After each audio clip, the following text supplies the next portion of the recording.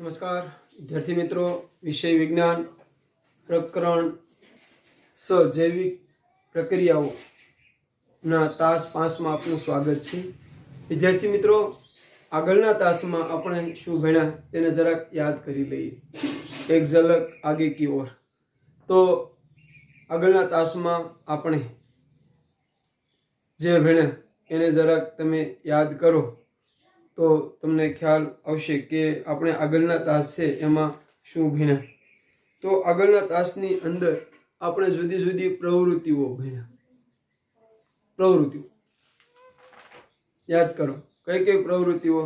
तो के भाई प्रकाश संश्लेषण माटे क्लोरोफिल जरूरी छे। 2 પાંદડાની आकृति याद करो, एना साधनो याद करो, एना स्टेप बाय स्टेप याद करो।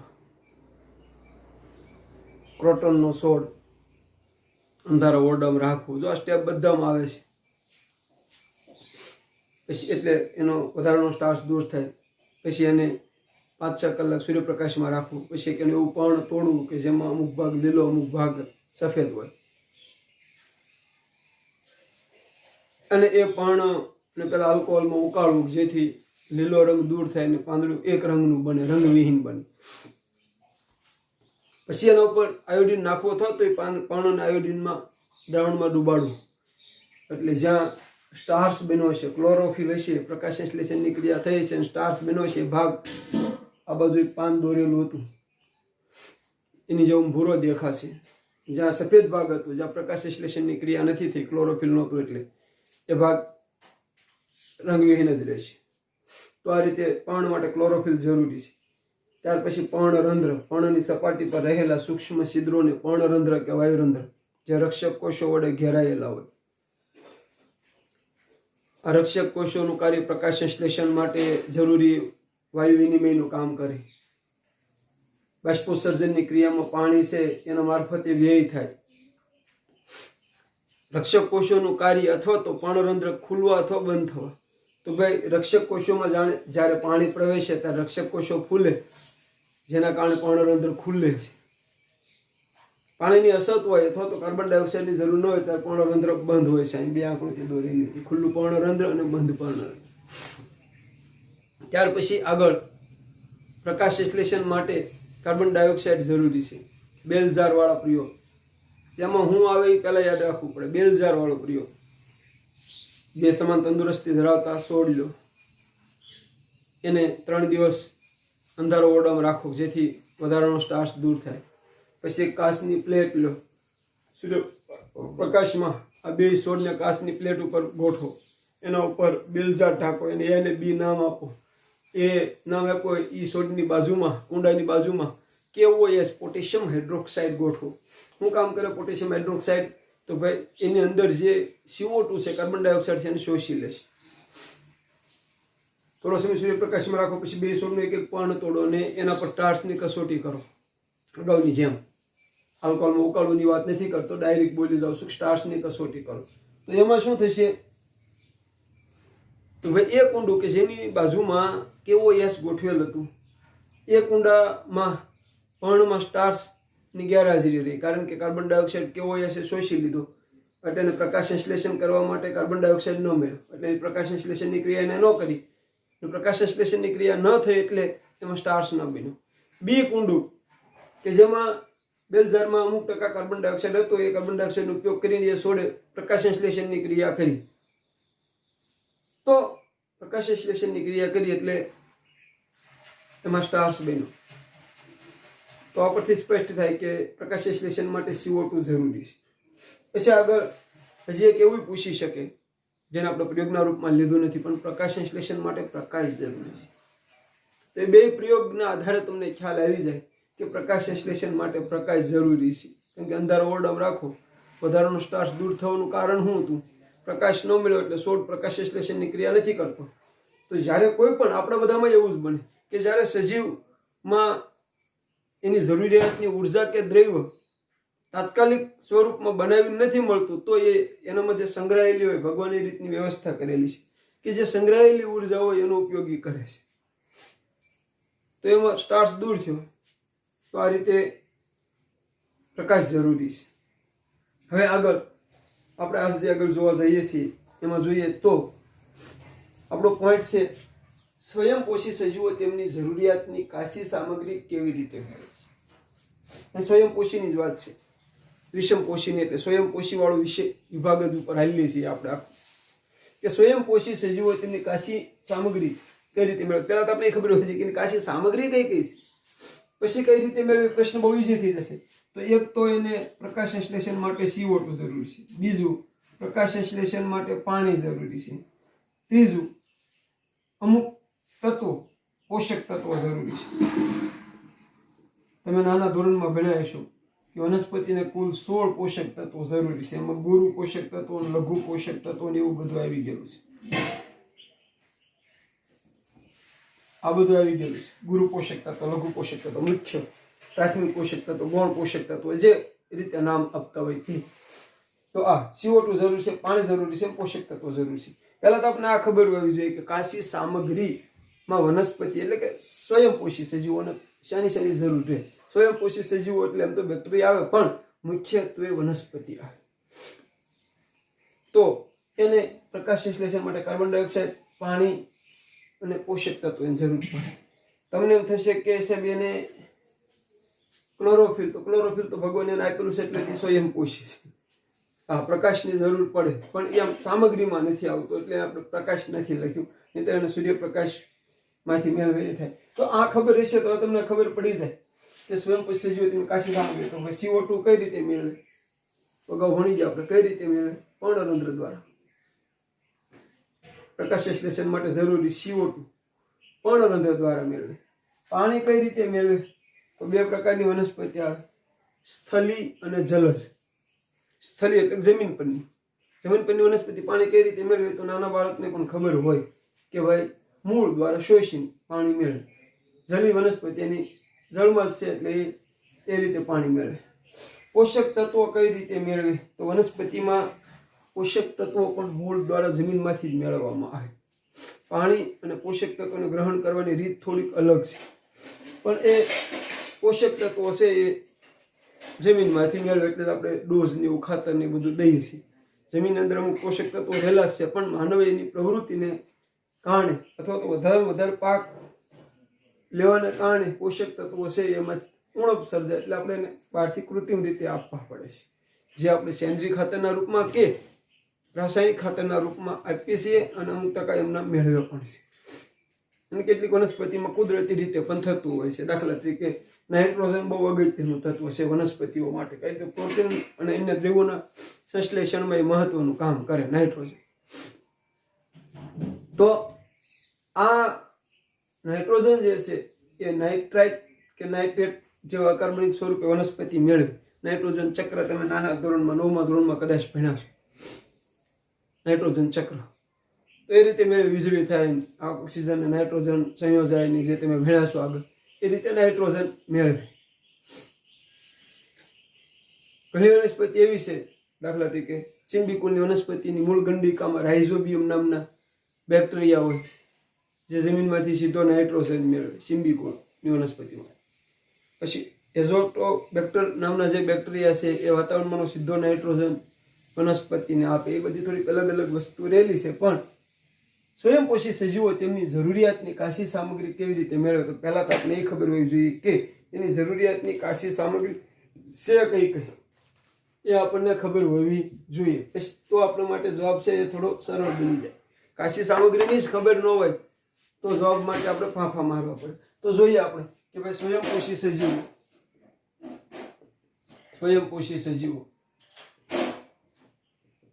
તેમની જરૂરિયાતની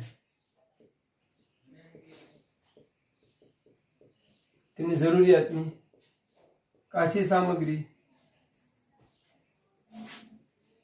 નીચે મુજબ ની રીતે મેળવે છે. સ્વયંપોષી સજીવો તેમની જરૂરિયાતની કાશી સામગ્રી નીચે મુજબની રીતે મેળવે છે. 1. સ્વયંપોષી સજીવોને પ્રકાશ સંશ્લેષણ માટે જરૂરી CO2 પર્ણરંધ્ર કે વાયુરંધ્ર, આમ તો કે લખવાની જરૂર નહીં, બે એક જ છે, મારફતે મેળવે છે.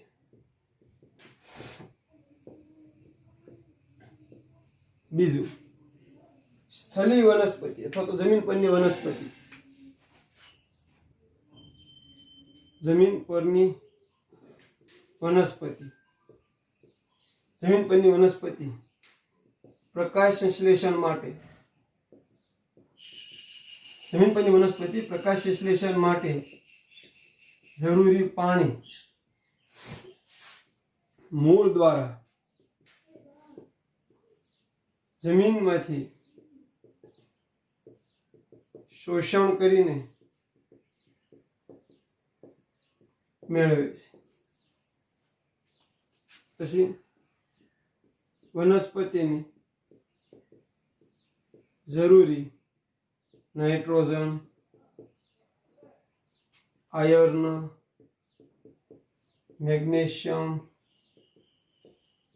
ફોસ્ફરસ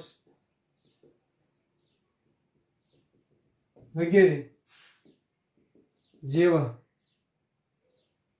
રસાયણો અથવા તો પોષક તત્વો પણ તે જમીનમાંથી મેળવે છે. અહીંયા 16 પોષક તત્વોની વાત કરીએ, બધા જમીનમાંથી નથી મેળવતા, 13 જમીનમાંથી મળે છે, બાકીના 3 છે એ હવા અને પાણીમાંથી મેળવે છે. તો આ રીતે જરૂરી સામગ્રીઓ એ મેળવી. હજી આમાં તમે ઓક્સિજનની વાત કરો તો પર્ણરંધ્રમાં આવી જાય. અહીંયા એક નાઇટ્રોજન આવ્યો જેની વાત થોડી કરીએ કે ભાઈ નાઇટ્રોજન જે છે, નાઇટ્રોજન એ સ્વયંપોષી સજીવો માટે ખૂબ જ અગત્યનો છે. નાઇટ્રોજન એ સ્વયંપોષી સજીવો માટે ખૂબ જ અગત્યનો છે, જે નાઇટ્રેટ કે નાઇટ્રાઇટ જેવા અકાર્બનિક સ્વરૂપે મેળવે છે, જેનો ઉપયોગ પ્રોટીન કે જરૂરી દ્રવ્યોના સંશ્લેષણ માટે ઉપયોગી છે. કેટલાક સજીવો તેમની વિશિષ્ટ રચના ને કારણે સીધો નાઇટ્રોજન મેળવે છે. નામ લખું છું અહીંયા, રાઇઝોબિયમ, બેક્ટેરિયા, એઝોટોબેક્ટર બેક્ટેરિયા, આ બધા. તો સ્વયંપોષી સજીવો તેમની જરૂરિયાતની જે કાશી સામગ્રી છે એ આ રીતે મેળવે છે. ફરી વાર કહું છું, યાદ કેમ રાખવું, તો કાશી સામગ્રી જે છે એ કઈ છે એની આપણને ખબર હોવી જોઈએ. તો ભાઈ CO2, પાણી, આ બધા પોષક તત્વો. તો આ રીતે સ્વયંપોષી સજીવો પોતાની કાશી સામગ્રી છે એ મેળવે છે. હવે આપણે આગળ વિષમપોષી પોષણ તરફ જઈએ. વિષમપોષી પોષણ શું, એમાં કયા કયા સજીવો આવે, થોડીક વાત ચર્ચા આપણે કરી ગયેલા છીએ. એનો એ મુદ્દો થોડોક રિપીટ થશે, પણ એમાં થોડુંક ડીપમાં જઈશું, મોટા પ્રશ્નના જવાબના રૂપમાં. તો એમાં આપણે આગળ વધીશું. આને જોઈ લો એટલે પછી આપણે એમાં જઈએ. તો વિદ્યાર્થી મિત્રો, આગળ આપણે વિષમપોષી પોષણમાં આગળ હાલીએ. તો સૌપ્રથમ વિષમપોષી પોષણની વ્યાખ્યા આવે, જે આપણે અગાઉ તમને લખાવી દીધેલી છે. તમારે આમાં લખવાની રહેશે. પછી એમ વ્યાખ્યા નહીં લખી નાખવાનું, લખવાની રહેશે. હું બોલું છું. જે પોષણમાં સજીવો અન્ય સજીવોમાંથી જટિલ દ્રવ્યો અથવા તો પદાર્થો મેળવી તેનું સરળ સ્વરૂપમાં રૂપાંતર કરી પોષણ મેળવે એવા પોષણને વિષમ પોષણ કહેવામાં આવે છે, જે આપણે અગાઉ લખેલું છે. ફરી એકવાર, જે પોષણમાં સજીવો અન્ય સજીવોમાંથી જટિલ દ્રવ્યો મેળવે અને એનું સરળ સ્વરૂપમાં રૂપાંતર કરી પોષણ મેળવે, આ પોષણને વિષમ પોષણ કહેવામાં આવે છે. એટલે વિષમ પોષણ,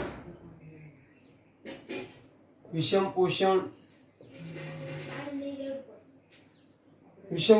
પોષણ, વિષમપોષી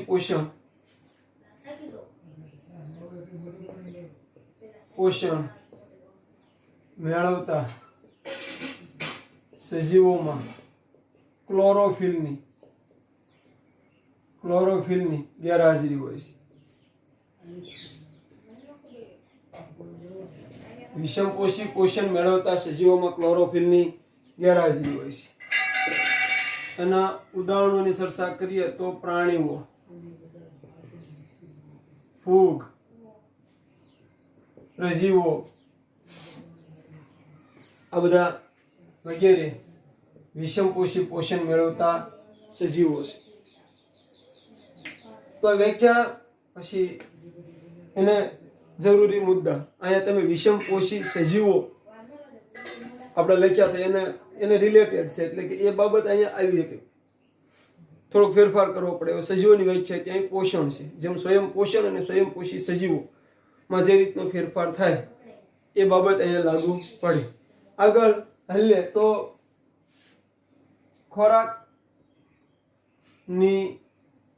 પ્રાપ્તતા, એની મેળવવાની રીત વગેરેને આધારે, ખોરાકની પ્રાપ્તતા, એની મેળવવાની રીત વગેરેને આધારે વિષમપોષી પોષણ અલગ અલગ રીતે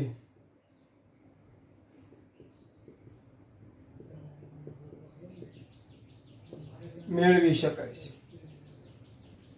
જેમ આપણે હાલીએ આગળ તો એક કે ભાઈ ખોરાક પ્રાપ્તિનો જે સ્ત્રોત હોય, ખોરાક પ્રાપ્તિનો જે સ્ત્રોત એ અસર હોય અથવા તો સ્થિર હોય.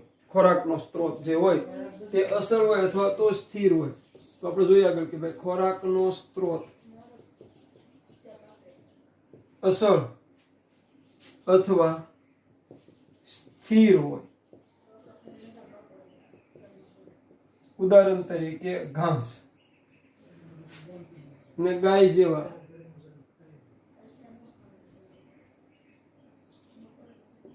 જેવા તૃણાહારી પ્રાણીઓ ઘાસનો ઉપયોગ કરે છે. જો લખ્યું ખોરાકનો સ્ત્રોત અસર અથવા સ્થિર હોય. ઉદાહરણ તરીકે ઘાસ, ગાય જેવા તૃણાહારી પ્રાણીઓ ઘાસનો ઉપયોગ કરે છે. બીજું, ખોરાકનો સ્ત્રોત ગતિશીલ હોય. ખોરાકનો સ્ત્રોત ગતિશીલ હોય. ઉદાહરણ તરીકે ગાય, હરણ વગેરે. આપણે લખીશું કે ભાઈ સિંહ, વાઘ જેવા માંસાહારી પ્રાણીઓ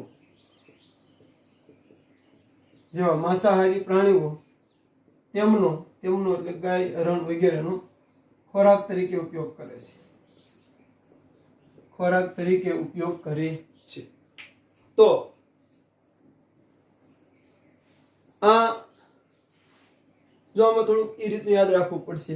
મેન વાત એટલે આવી ગઈ કે ભાઈ ખોરાકની પ્રાપ્યતા, એનું સ્વરૂપ, એની મેળવવાની રીત વગેરેને આધારે વિષમપોષી પોષણ અલગ અલગ રીતે મેળવે છે. એમાં એક ખોરાકનો સ્ત્રોત અસર એટલે કે સ્થિર હોય. ઘાસ, ઉત્પાદકો જેને કઈ નિયમ આવે, ઉત્પાદકો તમે અગાઉ ભણી ગયા, આહાર ઝાલ ને આહાર કડીમાં ઉત્પાદકો, અને એનો ઉપયોગ ગાય જેવા તૃણાહારી પ્રાણીઓ કરે છે. ખોરાકનો સ્ત્રોત ગતિશીલ હોય, જેનું ઉદાહરણમાં આવશે ગાય, હરણ, તૃણાહારી પ્રાણીઓ, અને તૃણાહારી પ્રાણીઓનો ઉપયોગ માંસાહારી પ્રાણીઓ ખોરાક તરીકે કરે. હવે આગળ હાલીએ તો ખોરાક મેળવવાની રીત વિષમપોષી સજીવોમાં અલગ અલગ હોય. જોજો, ખોરાક મેળવવાની રીત વિષમપોષી સજીવો છે એમાં અલગ અલગ હોય. એક, કેટલાક સજીવો જટિલ દ્રવ્યોનું વિઘટન શરીરની બહાર કરી પછી તેનો ખોરાક તરીકે ઉપયોગ કરે છે. જોજો, કેટલાક એવા સજીવો છે જે જટિલ દ્રવ્યો, પહેલી વાત એ છે કે વિષમપોષી પોષણમાં જટિલ દ્રવ્યો જ મેળવે છે અને એના સરળ સ્વરૂપમાં ખોરાક બનાવવામાં આવે. પણ કેટલાક એવા સજીવો છે કે આ જટિલ દ્રવ્યો છે અને બહાર, શરીરની બહાર સરળ સ્વરૂપમાં ફેરવે અને પછી એનો ખોરાક તરીકે ઉપયોગ કરે. એમાં કોણ આવશે? ઉદાહરણ તરીકે તંતુમય ફૂગ, મશરૂમ, ઈસ્ટ,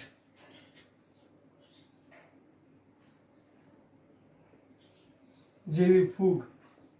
આ બધા એવા સજીવો છે કે જે જટિલ દ્રવ્યોને શરીરની અંદર ડાયરેક્ટ નથી લઈ લેતા.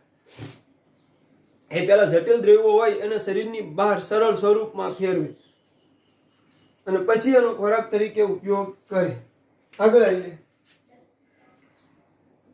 કેટલાક સજીવો ખોરાકનું અંતઃગ્રહણ કરી, ખોરાકને અંતઃગ્રહણ કરી તેનું પાચન કરી પોષણ મેળવે છે. જેમાં આપણે બધા મનુષ્ય, ગાય, ભેંસ વગેરે એના ઉદાહરણો એ આવે. તો આ રીતે આવી શકે છે.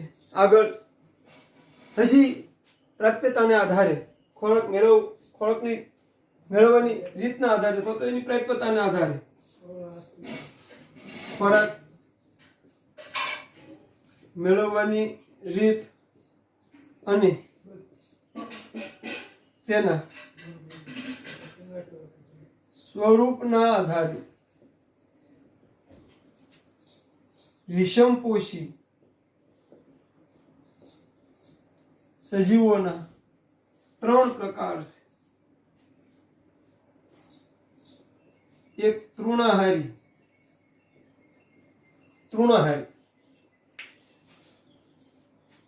જે સજીવો, તમારે સમજાવવું પડશે, હું ખાલી પ્રકાર લખું છું. જે સજીવો ખોરાકમાં વનસ્પતિનો ઉપયોગ કરે છે, ફક્ત વનસ્પતિમાંથી જ ખોરાક મેળવે છે, એને તૃણાહારી કહેવાય. ઉદાહરણ તરીકે ખબર છે બધાને, ગાય, ભેંસ, હરણ, સસલું વગેરે. ફરી વાર, તૃણાહારી કોને કહેવાય? તો જે સજીવો ફક્ત વનસ્પતિમાંથી જ ખોરાક મેળવે છે એને તૃણાહારી કહેવાય. બીજું, માંસાહારી. તો જે સજીવો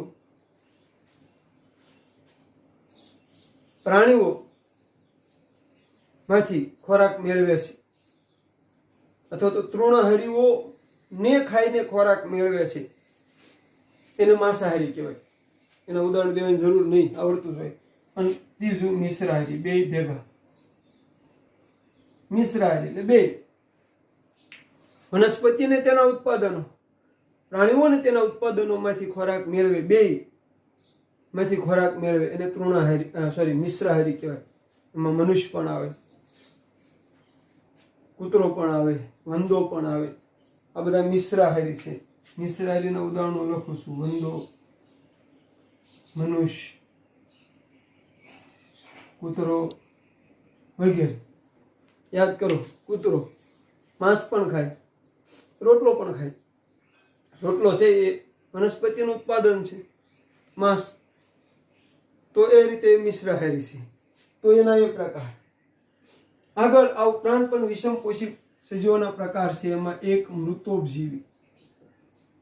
મૃતોપજીવી, બીજું પરોપજીવી, અને ત્રીજું પ્રાણીસમ. આ પણ વિષમપોષી પોષણના પ્રકારો છે. મૃતોપજીવી એટલે મૃત કે સડેલા, એમાં આવી જાય ફૂગમાં. ક્યાં આપણે અહીં મૃત કે સડેલા એટલે કે એનું અહીં થોડુંક સ્વરૂપ બદલ્યું. મૃત કે સડેલા એટલે શું કીધું આવે કે શરીરની બહાર વિઘટન કરે એટલે મૃત કે સડેલા, શરીરની બહાર વિઘટન થઈ ગયું, એમાંથી પોષણ મેળવે છે. મૃતોપજીવી પોષણ. પરોપજીવી સંપૂર્ણપણે બીજા પર આધાર રાખે છે. મેલેરિયા માટે જવાબદાર પ્લાઝ્મોડિયમ અમરવેલ નામની વનસ્પતિ. એક અમરવેલ, તમે ક્યારેક ક્યાંક ડુંગરાળ પ્રદેશમાં જાઓ તો ઝાડ ઉપર વીંટાળેલી હોય, ક્યારેક જોઈ છે. અમરવેલ પરોપજીવી છે. અને પ્રાણીસમ એમાં આપણે બધા આવીએ જે સજીવો, અન્ય સજીવોના સમગ્ર દેહનું કે અમુક ભાગનું ભક્ષણ કરીને ખોરાક મેળવે એ પ્રાણીસમમાં આવે. અમીબા, મનુષ્ય, ગાય, ભેંસ, આપણે બધા એમાં આવીએ. તો વિદ્યાર્થી મિત્રો, વિષમપોષી પોષણને કેમ યાદ રાખવું? અહીં યાદ રાખવું એટલે ગોખવું નહીં, પણ સમજી લેવું. તો પહેલાં તો વિષમપોષી પોષણ શું? તો જે પોષણમાં જટિલ અન્ય સજીવોમાંથી જટિલ દ્રવ્યો મેળવી અને એનું પાચન કરીને, એનું વિઘટન કરીને એમાંથી જે ખોરાક મેળવવામાં આવે, પોષણ મેળવવામાં આવે, વિષમપોષી પોષણ કહેવાય. એમાં ક્લોરોફિલ હોતું નથી. એના ઉદાહરણ. પછી એની ખોરાક મેળવવાની રીત, પ્રાપ્યતા અને સ્વરૂપના આધારે બે, કે ખોરાકનો સ્ત્રોત સ્થિર હોય અને ખોરાકનો સ્ત્રોત ગતિશીલ હોય. એને એ રીતે મુખ્ય મુદ્દા યાદ રાખો. પછી સજીવો આ ખોરાક કઈ રીતે મેળવે છે એના આધારે પાછા બે રીત, કે કેટલાક સજીવો છે કે એ આ જે જટિલ દ્રવ્યોનું શરીરની બહાર પહેલા સરળ સ્વરૂપમાં રૂપાંતર કરે અને પછી એનું પાચન કરે શરીરની અંદર, એમાંથી પોષણ મેળવે. કેટલાક એવો છે કે અંદર ગ્રહણ કરી લે પછી અંદર એનું સરળ સ્વરૂપમાં રૂપાંતર કરીને પોષણ મેળવે. કેટલાક બહાર કરે પછી એમાંથી પોષણ મેળવે, કેટલાક અંદર કરે. પછી આ તો બહુ ઈઝી છે. તૃણહારી, માંસાહારી, મિશ્રાહારી, મૃતોપજીવી, પરોપજીવી અને પ્રાણીસમ. એટલે એ રીતે ચાર ભાગ છે. પહેલા યાદ રાખવું પડે. ચાર રીતના એ ભાગ આવે. સ્થિર ગતિશીલ સ્ત્રોતવાળો એક ભાગ, એક શરીરની બહાર ને અંદર ખોરાક ગ્રહણ કરીને, તૃણહારી, માંસાહારી, મિશ્રાહારી, મૃતોપજીવી, પરોપજીવી અને પ્રાણીસમ. તો એ રીતે આપણે યાદ રાખીશું તો આપણને ખ્યાલ રહેશે કે વિષમપોષી પોષણ કઈ રીતનું હોય. તો જોઈ લો તમે વિષમપોષી પોષણ, પછી આપણે આગળ ચાલીએ.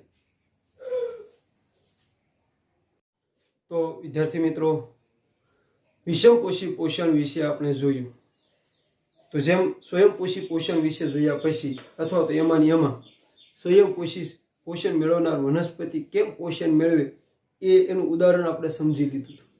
અહીં તમને એમ પણ કહી દે કે વનસ્પતિ કયા પ્રકારનું પોષણ મેળવે. જો ફરીવાર આ વાત હું વારંવાર કહીશ, અને બહુ ઇમ્પોર્ટન્ટ વાત છે કે અહીંયા હું જે પ્રશ્ન કે મુદ્દાનો જવાબ લખાવું છું એમ જ તમને પૂછાય એવું નથી. મેં પ્રશ્ન લખાવ્યો અથવા તો પોઈન્ટ લખાવ્યો સ્વયંપોષી પોષણ સમજાવો, ત્યાં તમને એમ ન પૂછે, એમ પૂછે કે વનસ્પતિ જે પ્રકારનું પોષણ મેળવે એ સમજાવો. જો સીધું ન કીધું સ્વયંપોષી પોષણ, અથવા તો નામ દઈને કે આંબો કયા પ્રકારનું પોષણ મેળવે એ પોષણને સમજાવો. વાત એમ હતી કે આપણે મુદ્દો એ સમજવાનો છે સ્વયંપોષી પોષણ અને વિષમપોષી પોષણ. સ્વયંપોષી પોષણમાં શું આવે, વ્યાખ્યાનું ઉદાહરણ, એમાં કઈ રીતની સજીવો પોષણ મેળવી સમજવાનું. વિષમપોષીમાં સમજ્યા. સ્વયંપોષીમાં આપણે વનસ્પતિ કઈ રીતે પોષણ મેળવી સમજાય. એની માટે ક્યાં ક્યાં દ્રવ્યો જરૂરી છે, ક્યાં ક્યાં દ્રવ્યો જરૂરી છે, ક્લોરોફિલ, કાર્બન ડાયોક્સાઇડ, પાણી, સૂર્યપ્રકાશ, અને કઈ રીતે પોષણ મેળવે એ જોઈએ. હવે આગળ અહીંયા વિષમપોષી પોષણ તરીકે અમુક ઉદાહરણો લેશું. એક પોષી સજીવો લીધા, પછી ડાયરેક્ટ આપણું આવશે મનુષ્ય. આ વિષમપોષી પોષણનું સમજૂતી છે, જોજો. કદાચ તમને એમ કે કોઈ એક સજીવમાં વિષમપોષી પોષણ સમજાવો, તો આગળનો મુદ્દો નહીં સમજાવી દેવાનો. એક સજીવમાં કીધું છે, ડાયરેક્ટ કે તો વાંધો નહીં. એક કોશી કે એમીબા કે પેરામીશિયમ કે નામ લઈને કે તો તમને કદાચ ખ્યાલ આવી જાય. પણ એમ કે કોઈ એક સજીવમાં આ પોષણ સમજાવો એમ કે તો આપણે એને એ રીતે સમજાવવું પડે. તો ફરીવાર એક બાબત એ પણ કહું છું કે અત્યારે તમે આ વિષયોમાં જે ભણો છો એ બધું આગળ 11-12માં આવે છે. આ અત્યારે એનો બેઝ છે. આગળ એમાં ઊંડું આવશે, વધારે આવશે. તો આપણે એ રીતની તૈયારી કરીએ, એ રીતે સમજીએ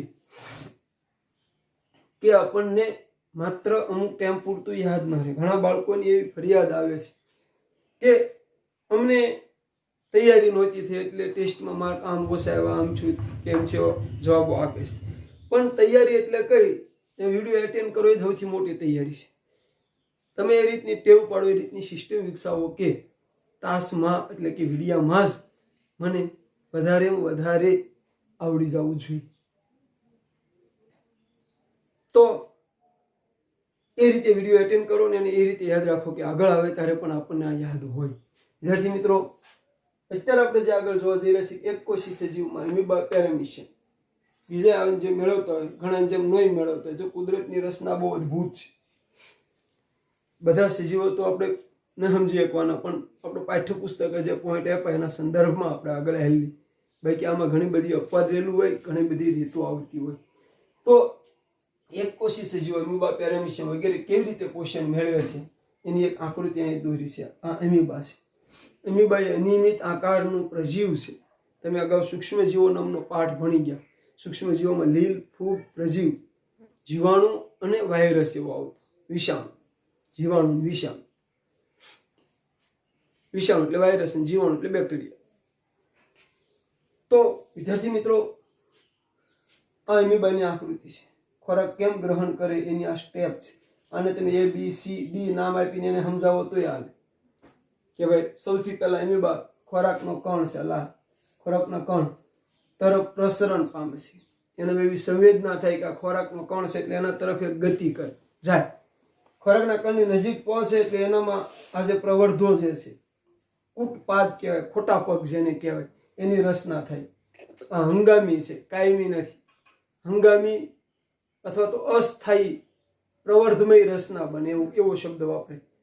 અથવા તો હંગામી કૂટપાદની રચના થાય, એટલે કે ખોટા પગો અમુક ખોરાક ગ્રહણ કરવાનો ત્યાં સુધી રહે, પછી એના શરીરમાં વિલીન થઈ જાય.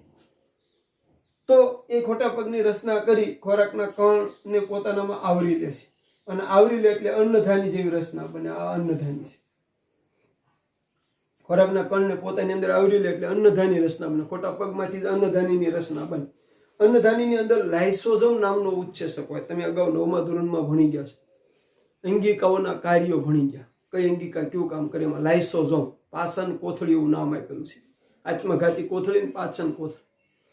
તો લાઇસોઝોમના ઉચ્છેસકો છે ખોરાકના કણનું પાચન કરે અને પાછી જ ખોરાક શરીરમાં શોષણ પામે અને એમાં ઉપયોગમાં લેવાય. નહીં પચેલો જે ખોરાક છે, નહીં પચેલો ખોરાક, એ જે નહીં પચેલો ખોરાક છે એ કોષ દિવાલ તરફ પ્રસરણ પામે. કોષરસ પટલ તરફ, કોષરસ પટલ તરફ પ્રસરણ પામે અને એક આકુંચક રસધાનીની રચના થાય. આકુંચક રસધાની એવી કોથળી જેવી રચના. એમાં એ નહીં પચેલો ખોરાક આવતો જાય એટલે આકુંચક રસધાની મોટી મોટી થતી જાય. એ આકુંચક રસધાની જેવી આ કોષરસ પટલને સ્પર્શ કરે એટલે એ ફાટે અને એમાંથી એ નહીં પચેલો ખોરાક છે એ શરીરની બહાર નિકાલ પામે પ્રસરણ દ્વારા. તે તો આ એકકોષી સજીવ. પેરામિશિયમ, તો પેરામિશિયમની સિસ્ટમમાંથી પણ આમાં ખોટા પગનું નિર્માણ થાય. એની અંદર પક્ષમો હોય, સૂક્ષ્મ કેસ. તમે પેરામિશિયમની આકૃતિ જોઈ હોય તો તમે કદાચ જોયું છે કે ભાઈ આ રીતે પેરામિશિયમ ચપ્પલ આકારનું હોય, તેની ફરતા ફરતા આવા પક્ષમો હોય. આ પક્ષમોના થતા હલન ચલનથી ખોરાકનો કણ અંદર દાખલ થાય. તો એ રીતે આપણે જોઈએ તો એમીબામાં હવે વિષમપોષી પોષણમાં એના અમુક સ્ટેપ છે. જોઈજો, એના સ્ટેપ લખું છું. સૌથી પહેલા ગ્રહણ, ખોરાકનું ગ્રહણ, પછી પાચન, પછી શોષણ, પછી પરિપાચન અને પછી ઉત્સર્જન. આ સ્ટેપ હોય. આ સ્ટેપ યાદ રાખવાના. ગ્રહણ, ખોરાકના કણની નજીક જાય, ખોટા પગની રચના થાય, ખોરાકનો કણ ગ્રહણ કરે.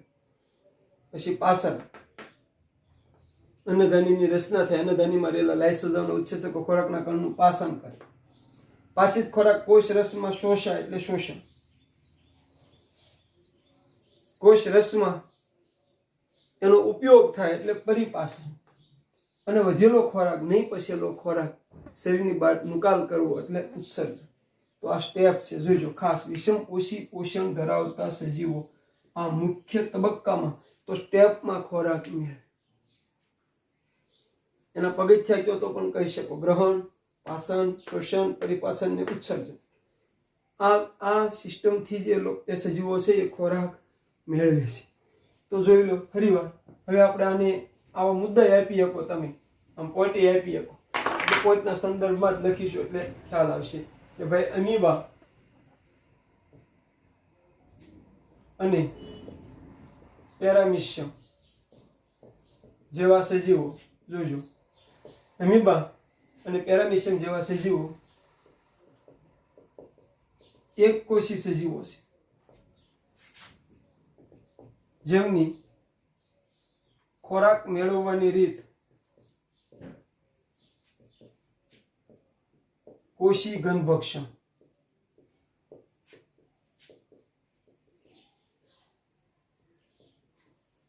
જેમની ખોરાક મેળવવાની રીત છે એ કોષી ઘનભક્ષણની રીત છે. તો પહેલા યાદ રાખો, અમીબા, પેરામિશિયમ જેવા સજીવો એક કોષી સજીવો છે, એની ખોરાક મેળવવાની રીત કોષી ઘનભક્ષણની રીત છે. આ સજીવો નીચે મુજબના તબક્કામાં પોષણ મેળવે છે. જોજો આ સજીવો નીચે મુજબના તબક્કામાં પોષણ મેળવે છે. એમાં પહેલું ખોરાકનું અંતઃગ્રહણ.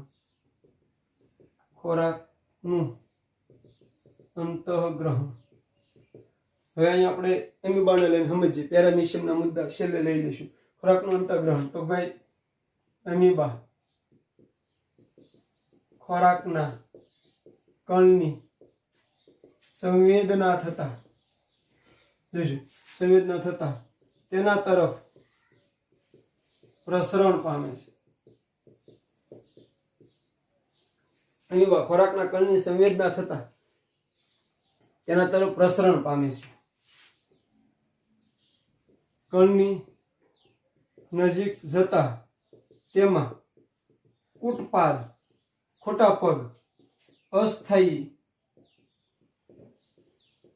પ્રવર્ધ ની રચના થાય છે, અને તેની મદદથી તે ખોરાકના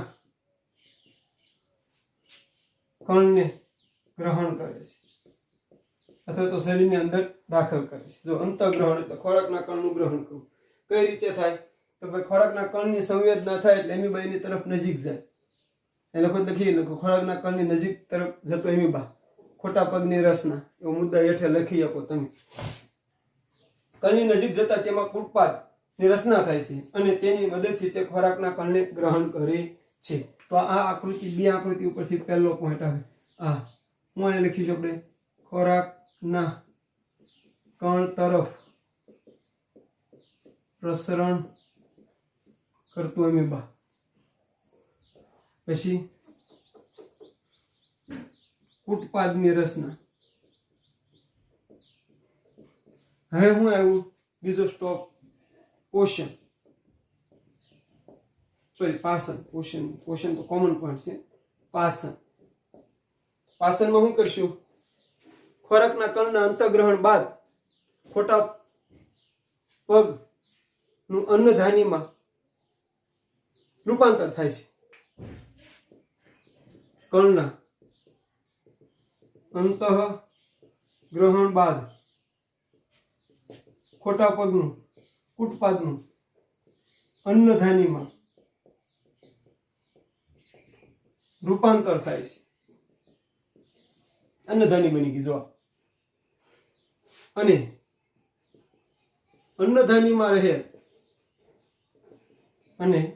અન્નધાનીમાં રહેલ લાઇસોઝોમ પાચક ઉત્સેચકો દ્વારા, જોજો, પાચક ઉત્સેચકો દ્વારા ખોરાકના કણનું પાચન થાય છે. ત્રીજો મુદ્દો આવશે શોષણ.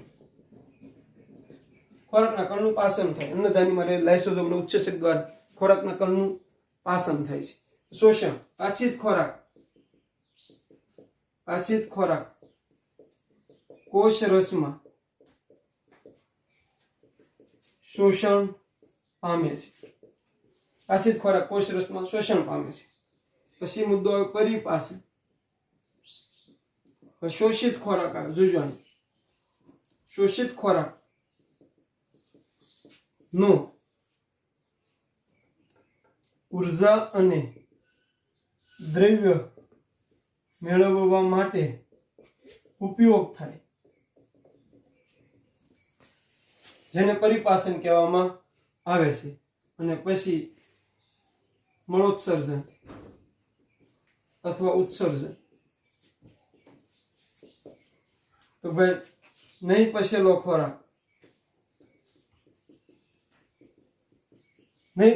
ખોરાક જે હોય એ ખોરાક કોષરસ પટલ તરફ પ્રસરણ પામે છે. કોષરસ પટલ તરફ પ્રસરણ પામે છે.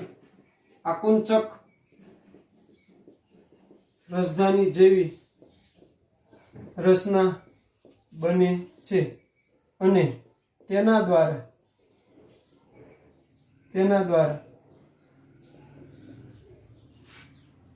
તે શરીરની બહાર નિકાલ પામે છે. તો આ રીતે અમીબામાં 5 સ્ટેપમાં પોષણ આવે.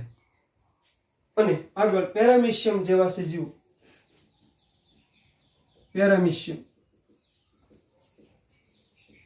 જે નિશ્ચિત આકારનું સજીવ છે. અમીબા અનિયમિત આકારનું સજીવ છે, જેમાં પક્ષમો હોય છે. પક્ષમો દ્વારા ખોરાકનું ગ્રહણ થાય. પક્ષમો દ્વારા ખોરાકના કણનું ગ્રહણ થાય, એના મારફત, એના હલનચલન મારફતે ખોરાક અંદર પ્રવેશે. તો આ રીતે એક કોષી સજીવોમાં પોષણ થાય. એક કોષી સજીવોમાં કઈ રીતે પોષણ થાય એ તમને મેં સમજાવ્યું. જોઈ લો ફરી વાર. અમીબા અને પેરામિશિયમ જેવા. આ યાદ રાખો. અંતઃગ્રહણ કેમ થાય? પાચન, શોષણ, પરિપાસન, મળોત્સર્જન. એટલે તમને ખ્યાલ આવશે કે આ સ્ટેપમાં હું થતું જાય. એ શબ્દો સમજી લો એટલે ખ્યાલ આવી જશે. ફરી એકવાર 4 માર્કનો અગત્યનો પ્રશ્ન છે કે અમીબામાં પોષણ સમજાવો એમ પૂછીએ કે પેરામિશિયમમાં પોષણ સમજાવો તો આકૃતિ નો હાલે. પેરામિશિયમની આકૃતિ દોરવી પડે પક્ષમો વાળી. અને એક કોષી સજીવોમાં કહેતો તો તમે અમીબામાં લખી શકો આ રીતનો જવાબ. તો આ રીતે પોષણ આવશે. આ પાઠનું ગૃહ કાર્ય જોઈ લઈએ, પણ પહેલા તમે આ એક પોષણ જોઈ લો, પછી આગળ આપણે ગૃહ કાર્ય જોઈ લઈએ. વિદ્યાર્થી મિત્રો, 5નું ગૃહ કાર્ય અહીં તમારી સમક્ષ લખ્યું છે. સ્વયંપોષી સજીવો પોતાની જરૂરિયાતની કાચી સામગ્રી કઈ રીતે મેળવે છે. વિષમપોષી પોષણ સમજાવો. એક કોષી સજીવો પોતાનું પોષણ કેવી રીતે મેળવે છે, અને 5 SW. તમને જ ખબર પડી જાય ક્યુ લેશન હોય, એમ કદાચ ન દેવાનું હોય તો પણ. તો આ ગૃહ કાર્ય આપણે સમજીને કરશું તો વધારે યાદ રહેશે.